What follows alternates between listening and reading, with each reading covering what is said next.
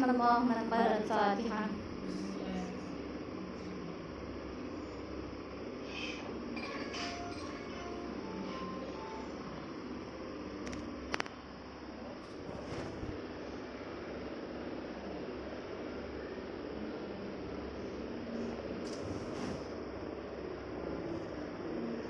لا حول ولا قوة إلا بالله العلي العظيم. حسبنا الله ونعم الوكيل، نعم المولى ونعم النصير. الحمد لله رب العالمين، والصلاة والسلام على أشرف الأنبياء والمرسلين وخاتم النبيين، حبيبنا وحبيب إله العالمين أبي القاسم محمد. اللهم صل على محمد وآل محمد وعلى آله الطيبين الطاهرين المعصومين المظلومين الغرر الميامين، لا سيما بقية الله في الأرضين وحجته على الخلائق أجمعين، سيدنا ومولانا وصاحب نعمتنا وولي عصرنا مهدي هذه الأمة وطاووس أهل الجنة الحجة بن الحسن العسكري فداه أرواح العالمين. اللهم صل على محمد وآل محمد وجل ولعنة الله على أعدائهم أجمعين من يوم عداوتهم إلى قيام يوم الدين. بسم الله الرحمن الرحيم.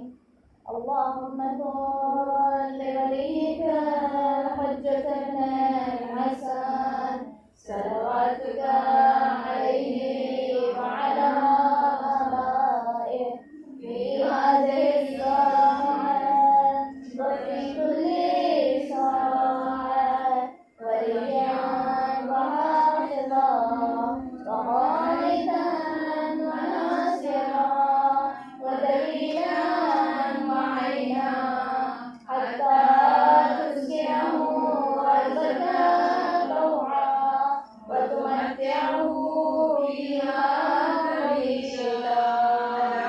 اللهم صل على محمد وآل محمد وجل صلى الله عليك يا أبا عبد الله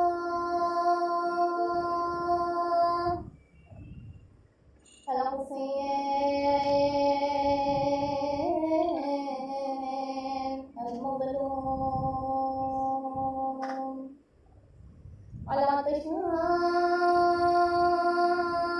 العطشان غريب بكربلاء.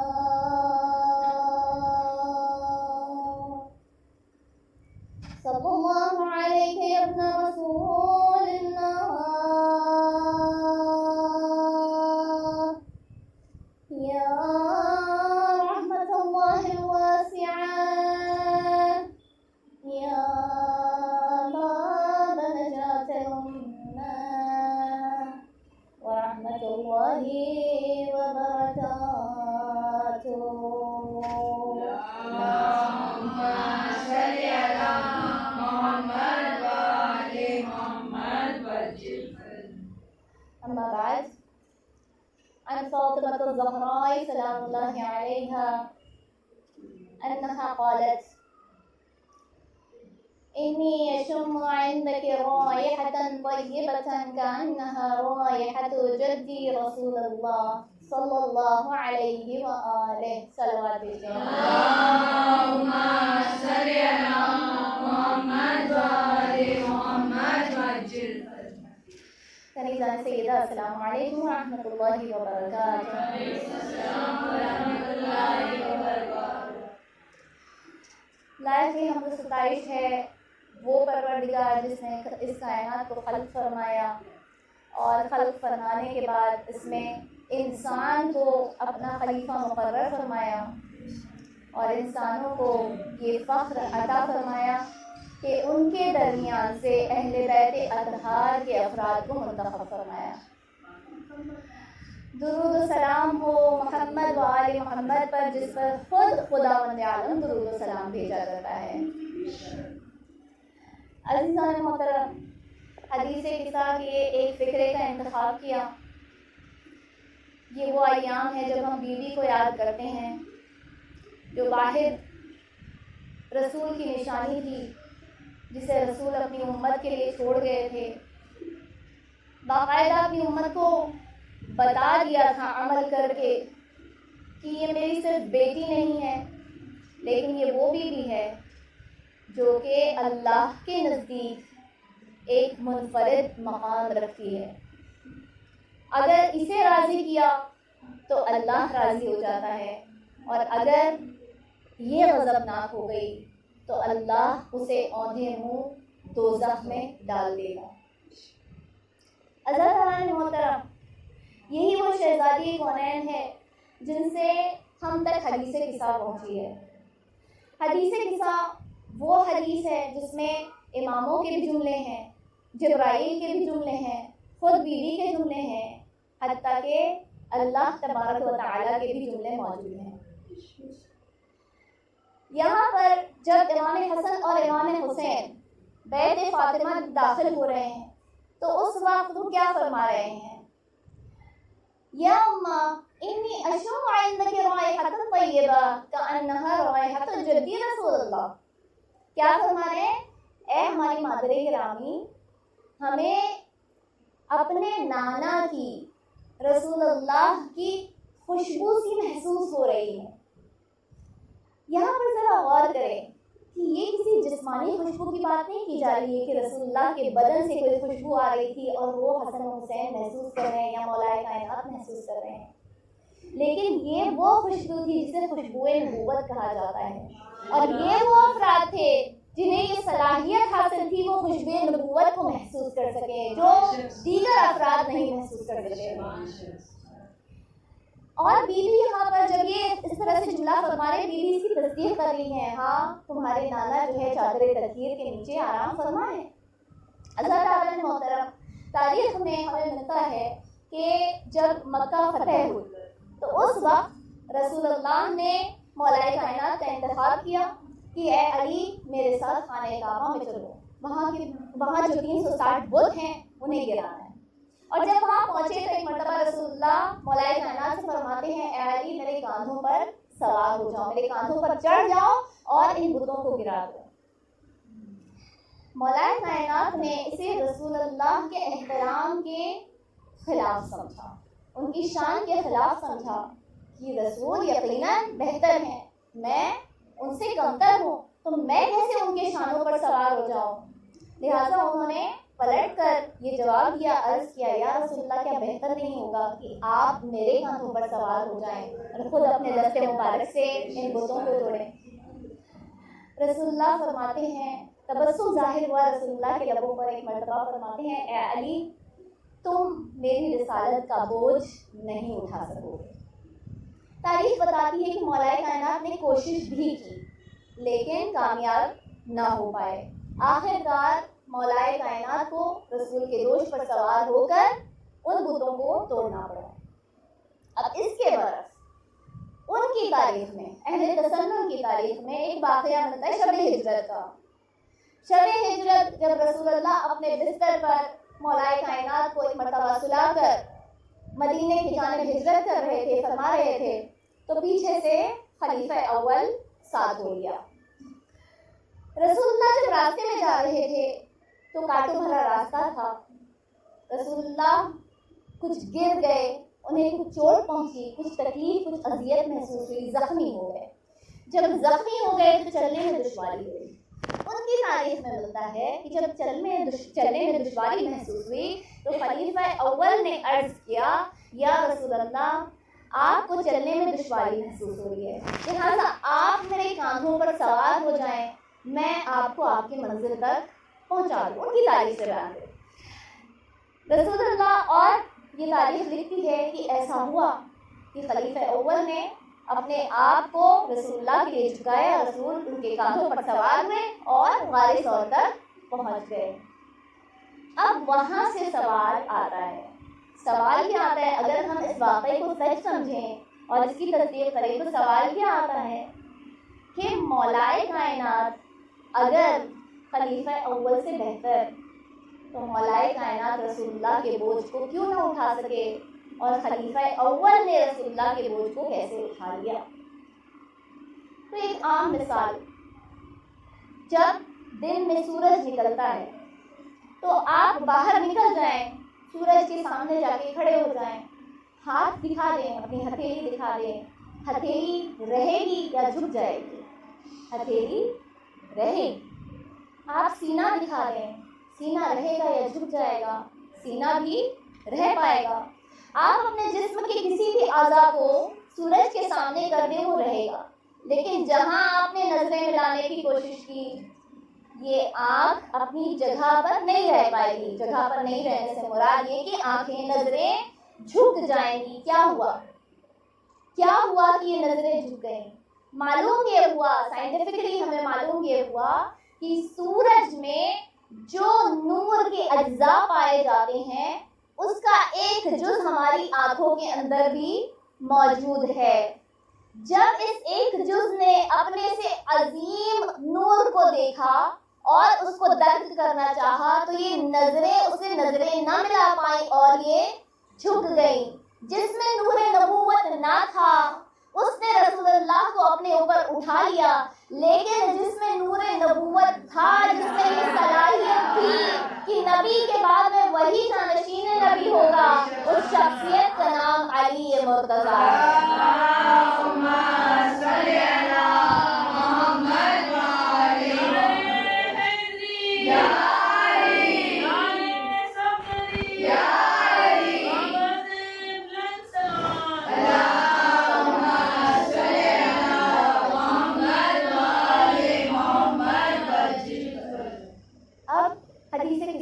پلٹتے ہیں تو یہ وہ افراد ہیں جنہیں خوشبوئے نبوت محسوس ہو رہی ہے، یعنی ان سب کو جو کہ محسوس ہو رہی ہے وہ اس صلاحیت میں شیئر کر رہے ہیں، اس صلاحیت میں ان کا اشتراک ہے، وہ شریک ہیں سب کے ساتھ۔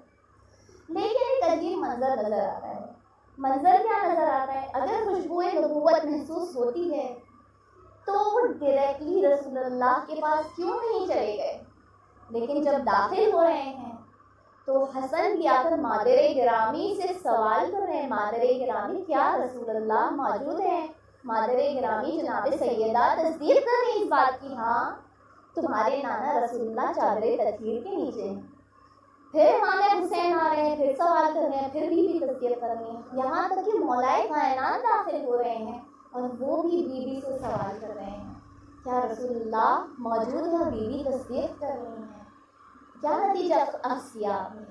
نتیجہ اخذ یہ کیا کہ اگر کوئی اللہ تبارک و تعالیٰ تک پہنچنا چاہتا ہے، اگر کوئی رسول اللہ تک پہنچنا چاہتا ہے، چاہے وہ حسن و حسین اور مولائے کائنات جیسا معصوم ہی کیوں نہ ہو، اگر رسول اللہ تک کا سفر طے کرنا ہے تو وہ جناب سیدہ سے ہوتا ہوا ہے۔ اگر رسول اللہ کی معرفت حاصل کرنی ہے تو جناب سیدہ کی معرفت حاصل کرنا ضروری ہے، ان کا مقام جاننا ضروری ہے۔ صلوات بھیجیں۔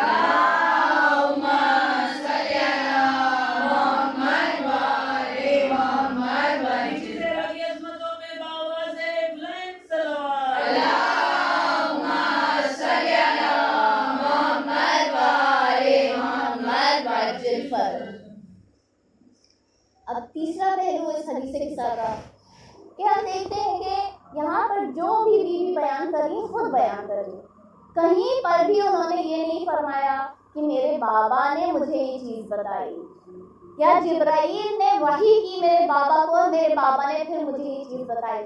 ہر جملہ بیوی کا اپنا ہے۔ امام حسن کیا فرما رہے، امام حسین کیا فرما رہے، مولائے کائنات کیا فرما رہے، رسول اللہ کیا دعا کر رہے ہیں، ہر چیز جو ہے بیوی خود فرما رہی ہے۔ حل یہ ہو گئی کہ فرش کی باتیں تو بیوی بتا رہی ہیں، چادر کے نیچے کیا ہو رہا ہے جبکہ خود چادر کے باہر ہیں تب بھی باتیں بتا رہی ہیں، لیکن حل یہ ہے کہ عرش پر کیا ہو رہا ہے وہ بھی بیوی خود اپنی زبان مبارک سے بتا رہی ہیں۔ جبرائیل جب سوال کر رہے ہیں تو وہ جبرائیل کا بھی جملہ نقل فرما رہی ہیں، جبرائیل بھی بتا رہی ہیں جبرائیل کیا بات کر رہے ہیں، ساتھ میں خداوند عالم کا بھی جملہ کہ وہ کیا گفتگو کر رہا ہے وہ بھی بتا رہی ہیں۔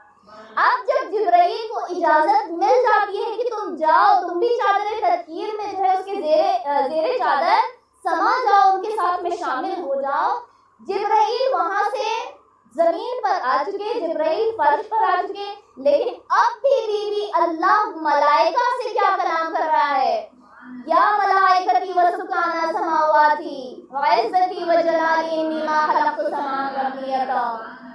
تو کیا اس سے ہم نے نتیجہ حاصل کیا کہ جناب سیدہ اس شخصیت کا نام ہے جو کہ عرش پہ بھی اگر کلام ہو رہا ہو، اللہ کیا باتیں کر رہا ہے، وہ جناب سیدہ سننے کی صلاحیت رکھتی ہیں۔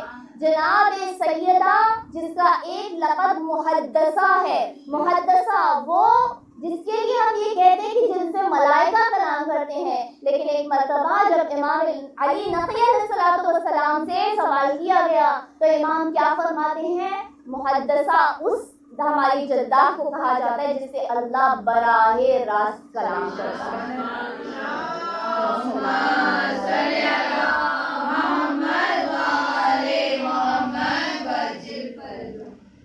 کتنی مرتبہ اللہ نے کلام کیا؟ مولا فرماتے ہیں کہ جتنے حرف کائنات میں خلق کیے اس سے زیادہ مرتبہ بیوی سے اللہ تعالیٰ نے کلام کیا۔ یہ وہ بیوی ہے جس کا کف علی جیسا، جس کے لیے خود خداوند عالم فرما رہے اگر علی نہ ہوتے تو فاطمہ کا کوئی کف نہ ہوتا۔ بیوی محدثہ ہے تو علی محدث ہے، اور یہ 5 افراد وہ ہیں جس کا مقام خداوند عالم جناب سیدہ کے ذریعے سے بتا رہا ہے کہ دیکھو یہ وہ افراد ہیں جو فرش کی بھی باتیں سنتے ہیں، جو عرش کی بھی خبر رکھتے ہیں، اور ان کو میں نے تمہارے لیے منتخب فرمایا ہے۔ عزیزان محترم، آج یہ ایام آزاد اختتام کو پہنچے ہیں۔ امام حسین وہ ذات ہے جو ہم سے کبھی جدا نہیں ہو سکتی۔ اگر ہم ان کو الوداعی ایام بھی کہتے ہیں تو الوداع صرف اس وجہ سے کہ حکم امام ہے، بس ایک روز کا وقفہ آئے گا، ورنہ یہ عزاداری بھی جاری رہے گی، یہ فرش عزا بھی اسی طرح سے سجدہ رہے گا، اور یہ امام بارگاہیں بھی اسی طرح سے روشن رہیں گی۔ عزاداری کو کس طرح سے لوگوں نے بچایا، امام حسین کے ذکر کو کس طرح سے لوگوں نے بچایا، بلکہ لوگ نہیں بچاتے ہیں، اللہ وسیلے بناتا ہے، اللہ ذریعے بناتا ہے۔ اور امام حسین نے ہمیں پیغام دیا، دیکھو 2 طرح کے عزادار ہوتے ہیں، ایک وہ جو کہ اپنی مرضی کا عزادار ہوتا ہے، اور ایک وہ جو کہ ہمارا حقیقی عزادار ہوتا ہے۔ اپنی مرضی کا عزادار وہ ہوتا ہے جو صرف اس 2.25 مہینے کے لیے سیاہ لباس زیب تن کر لے، گناہوں کو ترک کر دے، نمازوں کو پابندی سے بجا لائے، مجلسوں میں جائے، مسائل میں گریا کرے۔ لیکن امام حسین یہ فرماتے ہیں کہ مجھے صرف 2.25 مہینے کا عزادار نہیں چاہیے، مجھے سال بھر کا عزادار چاہیے، وہ جو کہ اپنے والدین کا فرما بردار ہے، وہ جو کہ عبادتوں کی پابندی کرتا ہو، پابندی سے بجا لاتا ہو۔ عزیزان محترم، مولائے کائنات اور بی بی سیدہ یہ وہ 2 شخصیتیں ہیں جس نے اپنی زندگی میں کبھی اپنے لیے کچھ نہیں مانگا، اور ہم وہ قوم ہیں جو کسی کی دعا کا نتیجہ ہے۔ اگر مولائے کائنات نے زندگی میں ہاتھ بلند کیے تو اپنے بیٹے حسین کے لیے عباس جیسے وفادار کے خاطر، اور اگر جناب سیدہ نے زندگی میں ہاتھ بلند کیے تو اپنے لال کے عزادار کے خاطر۔ اس سے شاعر نے کیا فرمایا، اللہ نے جب خلق خیار بنائے، اللہ نے جب خلق خیار بنائے، ان میں سے کچھ صاحب کردار بنائے، انوار تلاشے تو عزادار بنائے، انوار تلاشے تو عزادار بنائے، سرداروں نے کچھ صاحب انوار بنائے۔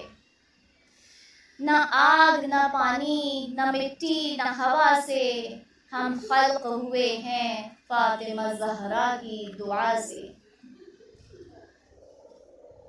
لوگوں نے بہت قربانیاں دی ہیں اس عزاداری کی خاطر۔ تاریخ اہل بیت، تاریخ مذہب تشیع خون سے رنگین ہے۔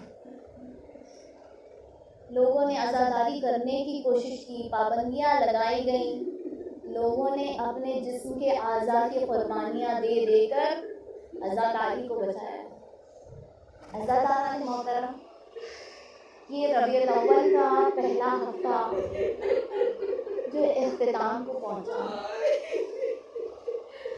ابھی چند روز پہلے ہی تو ہم نے محرم کے چاند کو دیکھا تھا۔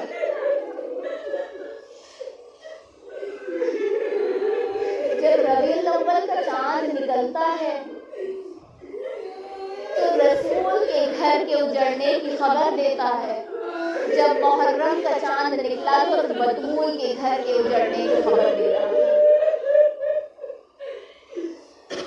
معصوم فرماتے ہیں کہ جب محرم کا چاند نمودار ہوتا ہے تو ملائکہ ہمارے جد کا خون بھرا کرتا آسمانوں میں لہراتے ہیں، اور ہم اپنی برزخی آنکھوں سے اس کرتے کو دیکھتے ہیں، اور ہمارے شیعہ بھی اس کرتے کو درک کرتے ہیں، اسے دیکھتے ہیں، اور پھر ان کے دل غم سے پھٹنے لگتے ہیں۔ فَتَنْفَجِرُ فُجُورًا، کہ دل غم سے پھٹنے لگتے ہیں۔ معصوم فرمایا کرتے تھے کہ تمہیں اگر حق عزاداری ادا کرنا ہے تو 3 طرح سے ادا کرنا۔ ایک، جب ہمارے جلد کے مسائل پڑے جائیں تو کوشش کرو کہ ایک قطرہ آنسو نکل آئے۔ دوسرا، اتنے آنسو بہے، اتنے اشک جاری ہو کہ رخسار تک پہنچ جائے۔ اور تیسرا یہ کہ دیکھو ہمارے جلد کے لیے خاموشی سے نہ رہو، اس لیے کہ یہ وہ غریب ہے جس پر ان کے اہل کو ہونے نہ دیا گیا۔ عزاداران محترم، آپ کی آوازیں بلند ہے، خدا آپ کی آوازوں پر رحمت نازل کرے، آپ کو جنت الفردوس میں اعلیٰ مقام عطا فرمائے۔ صادق آل محمد دعا دیتے ہیں کہ جو بھی ہمارے جد کے مسائل پر روتے ہیں، میری جدہ اپنی ٹوٹی ہوئی پسلیوں کو سنبھالے ہوئے اپنے رومال میں ان کے آنسوؤں کو جلا دے۔ جناب سیدہ فریاد کرتی ہیں، اے میرے لال کے عزاداروں، میں تمہارے آنسوؤں کو جمع کرنے کے لیے آئی ہوں، یہ میرے لال کے زخموں کا مرہم ہے۔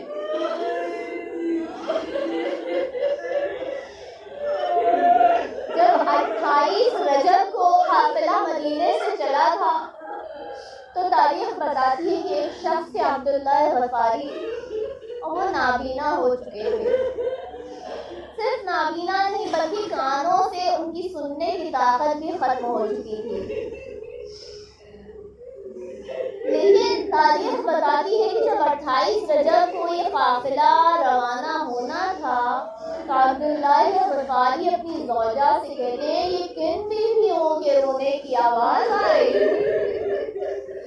یہ کون بیویاں ہیں جو رو رہی ہیں؟ جس سے سننے کی طاقت چھن چکی تھی، اسے بیویوں کے رونے کی آواز آ رہی ہے۔ اے مدینہ، اب تو رہنے کے لائق نہیں رہا۔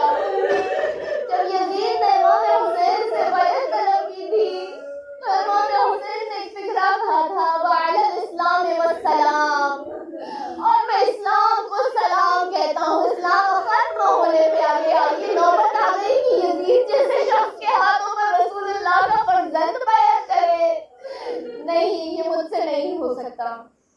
حاضرदारान محترم، وہ تاریخ سے گزر چکی جب عاشور کا روز آیا تھا۔ ایک مرتبہ امام حسین تنہا رہ گئے تھے۔ کربلا میں دو ایسے لاشیں تھے جو خیموں تک نہیں لائے گئے۔ ایک اس کا لاشا جو نہر فرات کے کنارے پڑا رہا، اس لیے کہ حضرت عباس نے وصیت کی تھی، مولا میرے لاشے کو خیموں میں نہ لے جائیے گا، مولا عباس کو سکینہ سے بڑی شرم آتی ہے مولا۔ اس کے اندر آپ نے دیکھا ہوگا ہر ایک کا تابوت سجایا جاتا ہے، لیکن حضرت عباس کا کبھی تابوت نہیں سجایا جاتا، ان کا علم اٹھایا جاتا ہے۔ اور ایک اس غریب زہرا کا لاشا جس کا لاشا اٹھانے کے لیے کوئی موجود ہی نہ تھا۔ حاضرदारान محترم، یہی وہ ایام تھے جب رسول اللہ نے رحلت فرمائی تھی، جب رسول اللہ کی رحلت ہو رہی تھی، مرتبہ اپنی بیٹی کے گھر میں آرام فرما تھے، خوابگاہ میں تھے، اس وقت دروازے پر دستک ہوئی۔ دختر رسول دروازے پر جاتی اور جو تھا اسے اندر داخل نہ ہونے دیتی۔ ایک مرتبہ دستک ہوئی، دو مرتبہ دستک ہوئی، بیوی نے اس شخص کو اندر نہ آنے دیا، حتیٰ کہ جب تیسری مرتبہ دستک ہوئی تو رسول خدا نے فرمایا، اے بیٹی دروازے پر کون ہے؟ بیوی فرماتی ہے کہ مجھے نہیں معلوم کون ہے، میں اسے بار بار کہتی ہوں بابا کہ تو چلا جا، ابھی تو میرے بابا کی نیند آئی ہے، ابھی تو انہوں نے آرام فرمایا ہے، لیکن نہ جانے کون ہے بابا، وہ بار بار چلا آتا ہے، میں اسے بار بار منع کرتی ہوں، بار بار چلا آتا ہے۔ رسول فرماتے ہیں بیوی آپ نے اسے پہچانا؟ بیوی فرماتی ہے نہیں بابا میں نے اس کے چہرے کو نہیں دیکھا۔ رسول اللہ فرماتے ہیں اسے اندر آ جانے دیں، یہ ملک الموت ہے، اسے کسی کی اجازت کی ضرورت نہیں ہے۔ لیکن بیٹی آپ جانتی ہیں کہ یہ بار بار آپ کے دروازے پر دستک کیوں دے رہا ہے؟ بیوی فرماتی میں نہیں جانتی بابا۔ رسول فرماتی ہے بیٹی آپ کے احترام میں ملک الموت آپ سے اجازت طلب کر رہا ہے۔ حاضرदारान محترم، جب آیت تغییر نازل ہوئی تھی اس کے بعد تاریخ لکھتی ہے کہ رسول اللہ 6 مہینے تک اپنی بیٹی کے در پر کبھی سلمان کے ساتھ کبھی ابو ذر کے ساتھ آیا کرتے تھے فجر کی نماز کو جانے سے پہلے، اور اشارے کر کر کے سلام کیا کرتے تھے، السلام علیکم یا اہل بیت النبوہ ومعدن الرسالہ ومختلف الملائکہ، انما یرید اللہ لیذھب عنکم الرجس اہل البیت ویطہرکم تطہیرا۔ شاید کوئی سوال کرے یا رسول اللہ ہم اس گھر کو پہچانتے ہیں، یہ اشارے کر کر کے سلام کرنا کیوں؟ بعید نہیں کہ رسول جواب دے، اے میری امت اس دروازے کو اچھی طرح سے پہچان لو، کہیں ایسا نہ ہو کہ میرے بعد اس دروازے پر آگ اور لکڑیاں لے کر جمع ہو جانا۔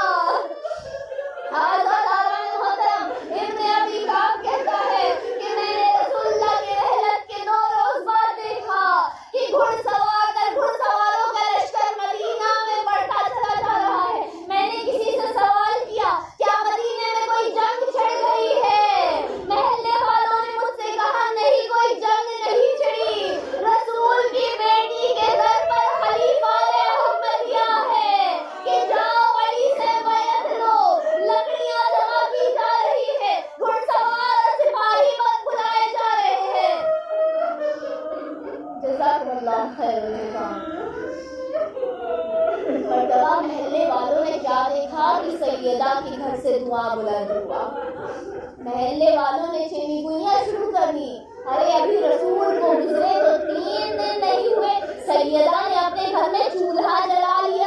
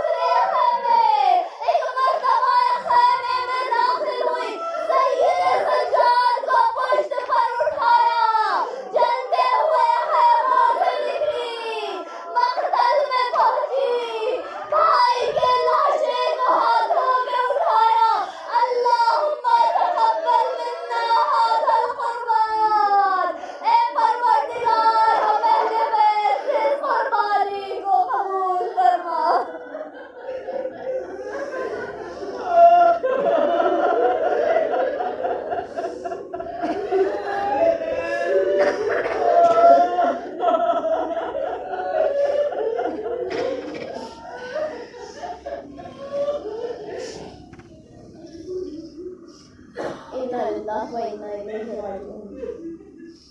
ألا لعنة الله على القوم الظالمين.